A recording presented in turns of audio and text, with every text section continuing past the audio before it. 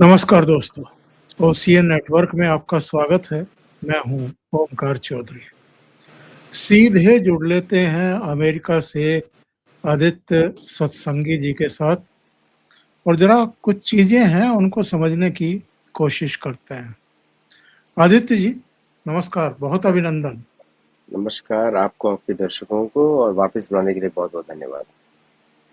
आदित्य जी, सुबह उठा तो एक हेडलाइन देख करके चौंका कि भारत पर 5 देशों पर जिनमें भारत भी है 100% टैरिफ लगा सकता है अमेरिका और संसद में बिल पारित किया गया है।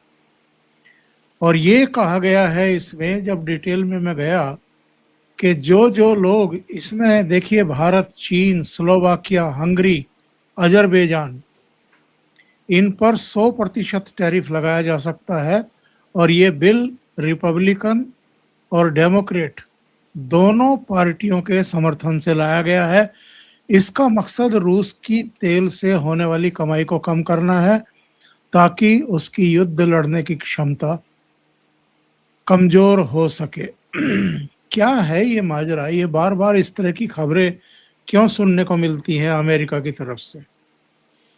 आपने ब्राज़ील आप भूल गए, ब्राज़ील पे 25% ऑलरेडी लगा दिया है आज से ओके। और मार्को रूबियो ने अनाउंस किया है।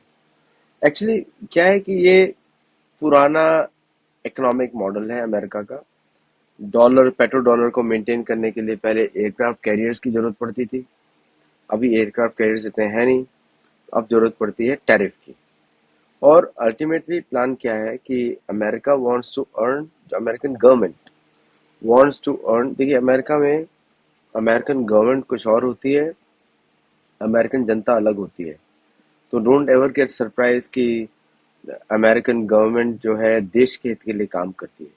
American government works for American government employees, बस इतना होता है। तो ऐसा तो ये जो टैरिफ का इशू है वो बेसिकली ये है कि रशिया का पूरा एक्सपोर्ट्स रोका जाए और America becomes the sole provider of gas and energy in the world. इसलिए वेस्ट एशिया से वो ऐसी सिचुएशन क्रिएट करने वाले हैं कि हॉर्मुज स्ट्रेट से कुछ भी एक्सपोर्ट ना हो, गल्फ कंट्रीज जो भी एक्सपोर्ट करे वो सिर्फ अमेरिका को करे, and America will have a global distribution rights. ये उनका प्लान है, क्योंकि उनको मालूम है कि तेल की डिपेंडेंस दुनिया में सब जगह है। और तेल के बाद काम आएगा वाटर वॉर्स का, उसके बाद आएगा भोजन के युद्ध, वो भी होने वाला है। ये तीनों चीजें एक सीक्वेंस में आने वाली हैं। तो इसलिए अभी ये लोग ऐसा पॉलिसीज, ये सेनेटर जो है एक्चुअली जिनके बारे में आप बात कर रहे हैं, there are two who have cosponsored it, एक रिपब्लिकन और एक है डेमोक्रेट। और ये बाई पार्टीजन बिल है, जिसमें ये सारे जो चर्च के मेंबर्स हैं ये बोल रहे हैं कि अगर अमेरिका की रिस्पेक्ट बना के रखनी है तो America has to control all the choke points of trade. और आपको तो मालूम ही है ये अमेरिकन पॉलिसी है कि भारत को आगे नहीं बढ़ने देना है। They don't want India to become another China. Long term में तो ऐसा देखा जा रहा है कि America will be replaced by India. क्या है ये? अभी 48 घंटे पहले डोनाल्ड ट्रंप का एक बयान आया कि स्ट्रेट ऑफ हॉर्मुज पर अमेरिका 20% टोल वसूलेगा। ये 20% टोल वसूलेगा, इसका मतलब एक तो बड़ा कंफ्यूजिंग है। यानी जितना सामान भरा हुआ है किसी शिप में, उसकी जो टोटल कीमत है उसका 20% हड़प लेगा। फिर 24 घंटे के भीतर ही उनका बदल करके बयान आया कि नहीं नहीं, ऐसा नहीं करेगा अमेरिका। क्योंकि ये बड़ा हास्यास्पद है कि आप इस तरह के बयान, इस तरह की इच्छा पहले भी व्यक्त कर चुके। ईरान लगाए तो आपको ऐतराज है, आप वसूलें सिक्योरिटी के नाम पर तो वो जायज है। देखिए, अमेरिका इस समय एक यूनिक स्टेटस में है। अमेरिका में एक प्रेसिडेंट है जो अपनी पूरी पावर को एक्सर्ट करना चाहता है, अमेरिका की पावर।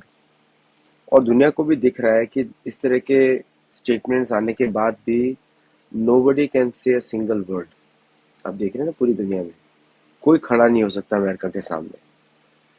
अमेरिका ने इतना अच्छा करेंसी का नेटवर्क बनाया है कि पूरी दुनिया उसकी करेंसी पे डिपेंडेंट है, और अगर वो करेंसी जाती है तो दिल बी मैसिव इंस्टेबिलिटी। आप चाहे अफ्रीका की कोई भी कंट्री देख लीजिए, इवन दो डॉलर का सर्कुलेशन बहुत कम हुआ है, is under 40% now, which is, अब वो रिजर्व करेंसी खोने जा रहा है, ऑलमोस्ट 38 पे खो जाएगा। और दुनिया को भी मालूम है कि बाकी कंट्रीज आर गोइंग अप। जैसे भारत ने डॉलर रिजर्व्स को ट्रेजरी में ड्रॉप कर दिया है, $60 बिलियन ड्रॉप किया है। तो Bharat is literally free of US dollar right now. और भारत का पॉलिसी है, भारत जो है डी डॉलराइजेशन के फेवर में नहीं है, because Bharat will use dollars with America, तो there is no concept of de dollarization. लेकिन बाकी देशों से भारत अपनी करेंसी में ट्रेड करेगा। यही सिस्टम है ऑस्ट्रेलिया का, यही सिस्टम आ रहा है न्यूजीलैंड का, यही सिस्टम आ रहा है चाइना का, यही है रशिया का। तो now globally the world has multi power centres, जो अमेरिका को पसंद नहीं है। और अमेरिका अपनी दादागिरी दिखाने के लिए उसने ईरान पे यूनिलैटरल अटैक किया फॉर वट एवर रीजन, लेकिन एक्चुअल था ऑयल कंट्रोल करना। और इसमें जेरेड कश्नर और स्टीव विटकॉफ का बहुत बड़ा हाथ है, विच Iranians have claimed officially now with today's statement। तो ये जो समय है, ये अमेरिका जो उसकी जो परसीव वीकनेस है उससे निकलने की कोशिश कर रहा है। जो परसीव वीकनेस है वो है डॉलर डिपेंडेंस, कि डॉलर रिजर्व करेंसी रहेगा, तो वो परसीव वीकनेस है उनकी इंटरनली। तो वो सेनेटर्स बोल रहे हैं कि ये 5-6 कंट्रीज हैं, आप इन पे रशियन ट्रेड बंद कर देंगे, then we have full control over the oil. ये उनकी स्ट्रेटेजी है, ये चलने वाला नहीं है। तो you will see more changes coming in this statement in 1 week.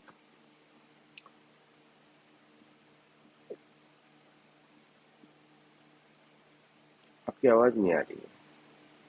हाँ आदित्य जी, मैं ये कह रहा था कि ये जो अमेरिका बार बार एयर स्ट्राइक कर रहा है, कभी 120 ठिकानों पर, कभी 90 ठिकानों पर, कभी कितना, और इसके जवाब में जो आसपास के देश हैं, बहरीन है, कुवैत है, जॉर्डन वगैरह है, उन सब पर अब ईरान की तरफ से भी लगातार हमले किए जा रहे हैं। जॉर्डन ने दावा किया है कि हमने उसकी करीब 8 मिसाइलें गिरा दी हैं, उनको नाकाम कर दिया है।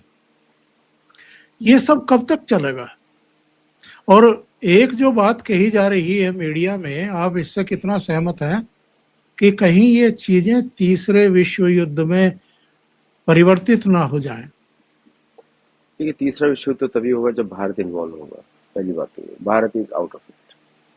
आपको याद है कि आप तो इतिहास से जानते हैं कि यूरोपियन वॉर 2 और यूरोपियन वॉर 1 तब तक नहीं लड़ा गया ठीक से जब तक भारतीय सोल्जर्स नहीं जुड़े। तो आई डोंट थिंक कि भारत, चीन, रशिया इसमें जुड़ने वाले हैं। तो उसको मैं रिजेक्ट करता हूँ, unless some situation develops where Bharat is forced to participate. ऐसा कोई रेड फ्लैग ऑपरेशन करते हैं जो भारत को मजबूर करता है इसमें घुसने के लिए, और then it will be decisive for America. America will be out. तो अमेरिका नहीं चाहेगा कि भारत किसी अपोजिट साइड में जुड़े, भारत उसी की साइड में जुड़े, ये चाहेगा अमेरिका। नाउ कमिंग टू जो आप बात कर रहे हैं कि ये जो ट्रम्प की जो चेंजेस, पॉलिसीज चेंज हो रही हैं। देखिए, ईरान युद्ध में in last 3 days were the heaviest attacks in the history. 3 CENTCOM commander ने बोला कि दे हैव अटैक्ड बंदर Abbas port and other ports on from all sides. इससे ज़्यादा हैवी अटैक्स कभी हुए नहीं है। एंड दे आर क्लेमिंग कि सब कुछ खत्म हो गया। 4 फ्रिगेट्स जो थे उनके, लास्ट ऑफ द 4 सोलेमी क्लास फ्रिगेट्स, वो सब खत्म हो गए। लेकिन मैं इसको बिल्कुल अलग तरीके से देख रहा हूँ। सेंटकॉम का इतिहास है, उसने जब भी कुछ डिक्लेयर किया है वो पॉलिटिकल पॉइंट ऑफ व्यू से डिक्लेयर किया है, even though it's a military handle, जैसे उसने ऑफिशियली डिक्लेयर किया है इसमें। तो मुझे लग रहा है कि they are going in for the final push. अभी एक न्यूक्लियर सबमरीन भी पहुंची है और they want to threaten a nuclear strike. Almost Bushehr जो प्लांट है उनका, उस पर जिन्होंने अटैक किया है, which is should be taken मतलब वो तो बहुत ही भयंकर अटैक है, because it can affect the weather in UAE and Bahrain, जो न्यूक्लियर प्लांट पे इन्होंने अटैक किया है। सो कहीं ना कहीं वर्ल्ड को इस पे कॉशन लेना चाहिए, कहीं ना कहीं बोलना चाहिए, किसी को खुल के बोलना चाहिए। आई थिंक ये टाइम है मोदी जी को भी बोलने का कि ये समय युद्ध का नहीं है, जैसे उन्होंने रशियन प्रेसिडेंट को बोला था। ये पब्लिकली बोलना चाहिए इनको, this is not an era of war, क्योंकि ये आउट ऑफ हैंड जा रहा है। भारत के लिए भी आउट ऑफ हैंड जा रहा है, दूसरों के लिए भी आउट ऑफ हैंड जा रहा है। लेकिन ओमकार जी, कहीं से कोई भी बात नहीं उठ रही है, कहीं से भी आप देखें, there is no opposition to this war official level पे। तो मुझे लग रहा है कि कहीं पे एक people want this war to go on for some other reason. Bharat ने भी अमेरिका को एक बार भी नहीं बोला है, यूक्रेन के लिए बोला था भारत ने। और कुछ लोग ऐसा भी क्लेम करते हैं कि मोदी जी की वजह से रशिया ने न्यूक्लियर अटैक नहीं किया यूक्रेन के ऊपर। लेकिन ये युद्ध जो है, आपका क्वेश्चन कब तक चलेगा? जब तक कि पूरी तरह से डॉलर रिप्लेस नहीं हो जाता विद द डिजिटल करेंसी।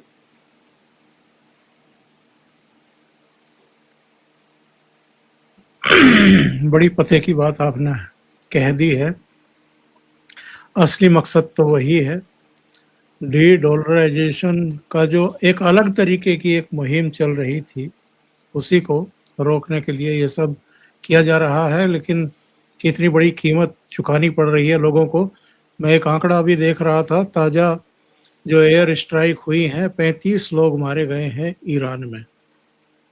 और ये इजराइल और अमेरिका के बीच में क्या चल रहा है? क्योंकि उपराष्ट्रपति का बयान मैं देख रहा था, और उन्होंने डायरेक्ट इनडायरेक्ट वे में नेतान्याहू पर अटैक किया है, उनके साथियों पर अटैक किया है, और ये कहा है कि ये लंबा युद्ध खींचना चाहते हैं, युद्ध को रोकना ही नहीं चाहते। देखिए, बहुत ही अच्छा, section 219 of National Defense Authorization Act, ये सबसे इंपॉर्टेंट चीज़ है देखने के लिए। Literally Israeli military joint operations, joint development में पूरी तरह से अमेरिका उसको अलाउ कर रहा है। They will be one executive appointed to monitor this integration. Israel के साथ क्या है कि उसको ईरान की थ्रेट को परमानेंटली वाइप आउट करना है। बट अभी क्यों? मेरा क्वेश्चन ये है, अभी क्यों? Why not before? क्योंकि पहली बार ऐसा प्रेसिडेंट है जो चारों खानों से, चारों हाथों से पूरे मुट्ठी के अंदर है। सफेद फाइल्स आप देख ही रहे हैं, सफेद फाइल्स जो है इस प्रेसिडेंट को पूरी तरह बांध के रखे हुए हैं। दूसरा, ब्रिटिश एम्पायर का, ब्रिटिश एम्पायर कुछ एक तरीके का through Israel they want to work. लोग मेरी बात को फिक्शन कभी कभी बोलते हैं, लेकिन आप इतिहास बुक पढ़ लीजिए, जिसको पढ़ना है, मैकिंदर हॉलैंड फिलॉसफी, और मैंने इस पे बहुत रिसर्च किया है इस इशू पे। ये जो ब्रिटिश का एक प्लान था कि वापस उनके कंट्रोल में आ जाए अमेरिका, वो उन्होंने अचीव कर लिया through Israel. Now they want to teach them a lesson कि फेडरल रिजर्व बोर्ड गायब ना हो। शायद कल की जो अनाउंसमेंट होने वाली है फेडरल रिजर्व बोर्ड में होने वाली है। तो उसके थ्रू अमेरिका में 1913 के बाद से रियल, आपने देखा था 1913 से पहले अमेरिका में इनकम टैक्स नहीं था, 1913 से पहले। तो फेडरल रिजर्व बोर्ड जब से आया है, देन द बिग, बोलना तो नहीं चाहिए, बट ब्रिटिश जूइश बिजनेसमैन के हाथों में फाइनेंशियल सिस्टम चला गया था, और ट्रम्प उसको पूरी तरीके से खत्म करना चाहते हैं। अच्छी बात है, करना चाहिए, क्योंकि वो सारे युद्ध क्रिएट करता है, जो जितने बड़े मिडिल ईस्ट के युद्ध हैं। लेकिन अब उसी को रेजिस्ट किया जा रहा है, तो this is the big game. तो जेडी वांस जो कि कैथोलिक है, religions play very important role in America. America secular देश नहीं है, जो लोग समझते हैं कि अमेरिका सेक्युलर देश है, नहीं है। कॉन्स्टिट्यूशनली यस, बट रियली में नहीं है। तो वो कैथोलिक है, और ट्रम्प जो है प्रोटेस्टेंट पार्टी से आते हैं। तो ऑल दी प्रोटेस्टेंट चर्चेस, ये जो भारत के विरुद्ध, जो रशिया के विरुद्ध जो टैरिफ का प्लान है, this is a British hatred of Russia. इसका अमेरिका से कोई संबंध नहीं।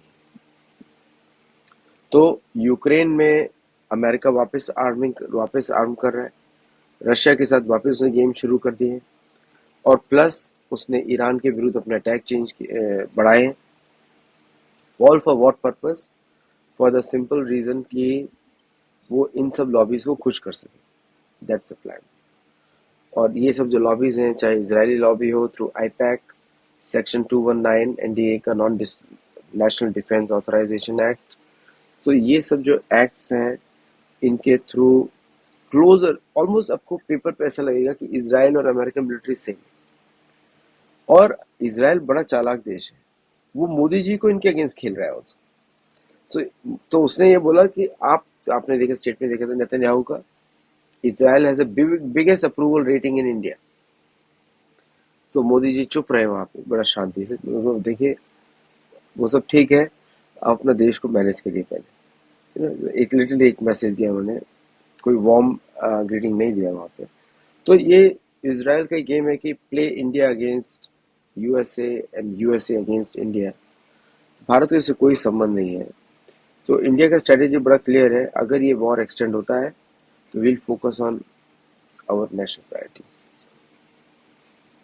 बिल्कुल सही बात आपने की है। आदित्य जी, थोड़ा सा एक दूसरे विषय पर चलते हैं। अभी अमेरिका के एक पूर्व नौसैनिक जॉर्डन ब्राउन को भारत नेपाल सीमा पर महाराजगंज में गिरफ्तार किया गया है। बिना वैध दस्तावेजों के नेपाल से इसने भारत में प्रवेश करने का प्रयास किया। 2026 में ही अमेरिकी नागरिक मैथ्यू वैन डाइक एनआईए के द्वारा गिरफ्तार किया गया और यह पूर्वोत्तर भारत और म्यांमार से जुड़े हुए जो ड्रोन नेटवर्क है और आतंकी साजिश है उसमें लिप्त पाया गया है। 2024 में भारत नेपाल सीमा पर एक चीनी नागरिक गिरफ्तार हुआ और ये संवेदनशील क्षेत्रों में जो संदिग्ध गतिविधियां हैं उसमें लिप्त पाया गया। 2023 एक चीनी महिला नागरिक फर्जी पहचान अपनाकर भिक्षुक के रूप में रह रही थी और राष्ट्र विरोधी गतिविधियों में लिप्त थी। दिल्ली पुलिस ने इसको भी धरा। पाकिस्तानी मूल का एक भारतीय नागरिक गुजरात से गिरफ्तार हुआ और पाकिस्तानी राजनयिक मोहम्मद अरशद चीमा ये 2001 में गिरफ्तार हुआ था। और आप जानते हैं चार्ल्स शोभराज का नाम तो सब जानते हैं कि ये एक फ्रांसीसी वियतनामी मूल का नागरिक था। ये भी भारत नेपाल सीमा पर पकड़ा गया। तो ये जो जगह जगह भारत के खिलाफ लगातार षड्यंत्र हो रहे हैं और खास तौर से जो अमेरिकी नागरिक पकड़े जा रहे हैं, पूर्व नौसैनिक पकड़ा जा रहा है, ये सब क्या है? वैसे ये होता तो पहले भी रहा है। अब सतर्कता कुछ ज्यादा बढ़ा दी है मोदी सरकार ने। जो एक मुहिम चल रही है अमित शाह की कि हमें बॉर्डर बहुत चाक चौबंद करने हैं, घुसपैठियों पर हर तरह की रोक लगानी है और जो भी मिल जाए जिस भी नेशन का हो उस पर सख्त से सख्त कार्रवाई करनी है। देखिए इस व्यक्ति का संबंध आपने देखा होगा। पहली बात तो अमित शाह जी को बहुत बहुत इसमें आभार कि इस तरह की हरकतें पकड़ी जा रही, जल्दी पकड़ी जा रही है। पहले तो कॉन्ग्रेचुलेशन टू हिम। ये अभी आपने देखा होगा बड़ा एक अजीब सा है, कुंडम कुलम का न्यूक्लियर पावर प्लांट भारत का, उसके सीक्रेट्स भारत के रिलीज हो गए कहीं से और इसको काफी बड़ी तरीके से डिस्कस नहीं किया गया है। और ये जितने भी रिंग्स चल रहे हैं ये तब से आपने तो बहुत ही लंबा इतिहास बताया है। वैसे नेपाल बॉर्डर से तो is one of the biggest problematic border for India. उसमें चाइना के भी ऑपरेटिव्स चलते हैं। कंधार का अटैक भी काठमांडू से हुआ था, तो कंधार नाम नहीं देना चाहिए, काठमांडू एयरजैक अटैक था, काठमांडू से हुआ था। तो और तीसरा जो है चाइनीज इंटेलिजेंस एमएसएस, इनका तो काम चलता ही रहता है। हमारे भी बहुत सारे गेम चलते रहेंगे, आई am not very worried about, वो तो हम लोगों को पता नहीं लगता। तो काउंटर इंटेलिजेंस तो चल ही रहा होगा हमारा।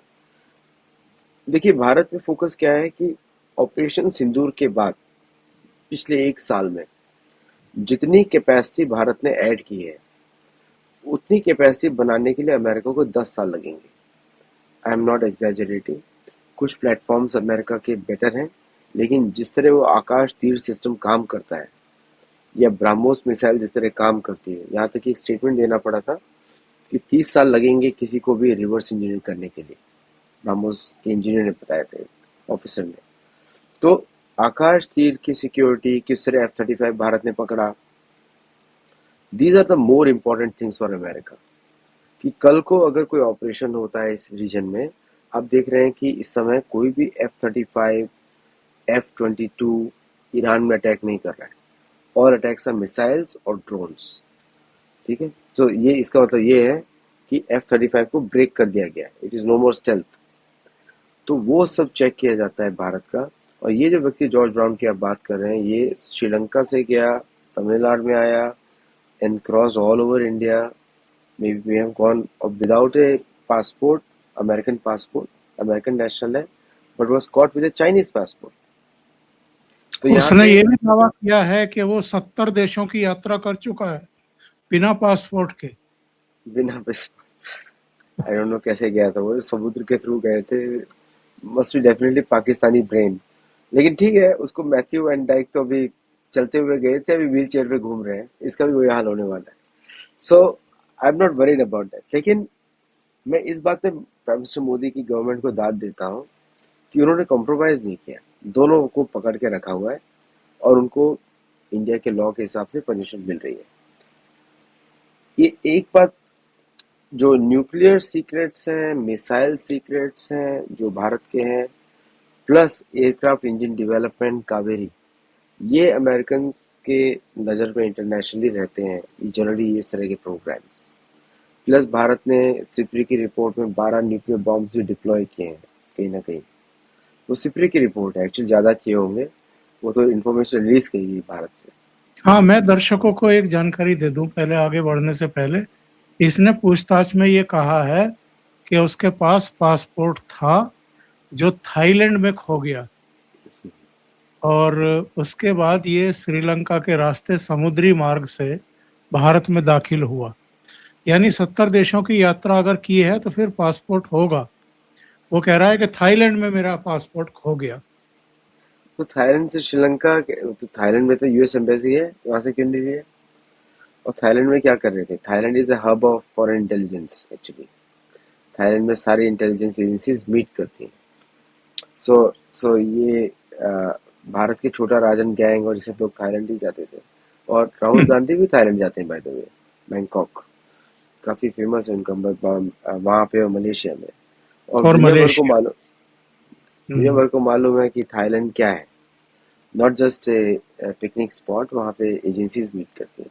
और भारत का भी बहुत बड़ा प्रेजेंस है वहाँ पे, ऐसा नहीं कि भारत नहीं है। एक्चुअली इसमें उपकार जी, मैं इसमें जो देखता हूँ, ये बड़ा नेचुरल है इस तरह का स्पाई करना। मतलब अमेरिका ने भारत को सीरियसली लेना शुरू किया है। कांग्रेस के जमाने में तो वो गवर्नमेंट ही रिलीज कर दी थी इन्फॉर्मेशन, पहली बार उनको स्पाई करने की जरूरत पड़ रही है, and that's why they are बेचैन। तो ये तो चलने ही वाला है, और काउंटर इंटेलिजेंस भी भारत का चलने वाला है, ऐसा नहीं कि अभी खत्म हो जाएगा। और in terms of strategic view point, America is a very small country, 33 million people, 330 million people, 33 crore लोग ही हैं। और आई थिंक कहीं ना कहीं हम देखना जा रहे हैं एक strategic parity between India and America. तो एक तरीके से मैं हैप्पी हूं कि पकड़ा भी गया, और अमेरिका ने भारत को सीरियसली लेना भी शुरू किया है। इसका मतलब we are doing something good, बिल्कुल। Something good. और इन लोगों का ये सील्स हैं, ये रेगुलर पीपल नहीं है, ये सील्स हैं, कोई स्ट्रेटेजिक फोर्सेस में है। They are known for espionage, destruction, counterintelligence, political manoeuvring. तो तो इनका इम्पैक्ट आएगा एंटी गवर्नमेंट इश्यूज, जैसे जैसे अमेरिका ने 2020-2029 के लिए ऑलरेडी काम करना शुरू कर दिया इलेक्शंस के लिए, कि उनको 3-4 साल लगेंगे कि जब तक भारत का नेक्स्ट जनरल इलेक्शंस होगा। तो दे हैव स्टार्टेड वर्किंग। और ये सारे नेटवर्क्स जो हैं, आपने तमिलनाडु में देखा, बाकी जगहों में देखा जहाँ पे नॉन बीजेपी गवर्नमेंट्स हैं, किस तरह मोदी जी के विरुद्ध प्रोग्राम्स बनाए जाए, that's what they are working on. Specifically बोलेंगे तो रिजीम चेंजिंग ऑपरेशंस, ये वही लोग करते हैं। मैथ्यू वैन डाइक भी वही करता है, आर्मिंग द मिलिटेंट्स, और ये भी उस फोर्स से है। अमेरिका की 7 स्ट्रेटेजिक फोर्सेस होती हैं, ये उसमें से एक में से काउंटर। वैसे ऐसे लोगों को कुछ समय के लिए योगी जी को सौंप देना चाहिए। नहीं, मैथ्यू वैन डाइक तो क्या क्या हाल किया है पटियाला कोर्ट में, देखिए चल भी नहीं पा रहा है बेचारा। तो योगी जी को देंगे तो कुछ और भी हो जाएगा। फिर तो आने से पहले 10 बार सोचेंगे कि भारत में घुसा जाए कि नहीं घुसा। बेचारा विदाउट पासपोर्ट घुसा, वो भी तैर के घुसा। इवन मोर फनी, तैर के गुस्सा पड़ रहा है आजकल अमेरिकन को। शायद अमेरिकन को एक नोटिस भेजना चाहिए, please come through regular airports not through sea, ऐसे इन्फॉर्मेशन भेजना चाहिए। पाकिस्तानियों की तरह ना घुसे। पाकिस्तानी घुसेंगे तो गोली लग जाएगी। वो तो लगती ही है, अब तो वहाँ सरहद पार की नहीं कि इधर सेना और अर्धसैनिक बल जो है वो सीधे ऊपर का टिकट काटते हैं उनका। अमेरिकन को भी ऐसा मतलब कि जो भी लॉज हैं वैसे करें, इसको टैकल करें। एक चीज आपने देखी होगी, श्रीलंका में यूएस सेटअप ए स्पेस कमांड, उनको रडार्स दिए हैं टू लॉन्ग व्यू रखने के लिए for security of Sri Lanka. That was a very funny incident. तो ये बहुत सारे इंजीनियर्स घूम रहे होंगे, मेरे को पता नहीं कितने, अभी तो एक पकड़ा गया है, because they all go different ways, movies की तरह। एक पाकिस्तान के थ्रू जाएगा, इधर से जाएगा, उधर से जाएगा, कौन बाहर निकल गया कौन है, that we have to verify.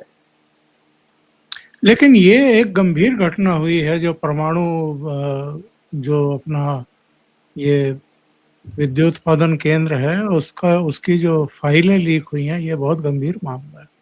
19,000 files leak. मुझे लगता है कि इस पर गवर्नमेंट ऑफ इंडिया काफी सीरियस होगी इस समय, ये छोटा मामला नहीं है। या इट विल बी, अलार्म्स रहेंगे, इंटरनली एक्शन चल रहे होंगे ऑलरेडी। आदित्य जी, बहुत बहुत धन्यवाद आपका जुड़ने के लिए, इतना समय निकालने के लिए और बहुत महत्वपूर्ण मुद्दों को डिकोड करने के लिए। Thank you so much. Thank you, नमस्कार। और दर्शकों से निवेदन है, आपको ये चर्चा अच्छी लगी हो तो लाइक का बटन दबा दिया करें, वीडियो को शेयर करें, चैनल को सब्सक्राइब करें। और आदित्य जी के चैनल का नाम सत्योलॉजी है, आप उनको भी सहयोग करें और सब्सक्राइब करें। Thank you so much. Thank you, नमस्कार।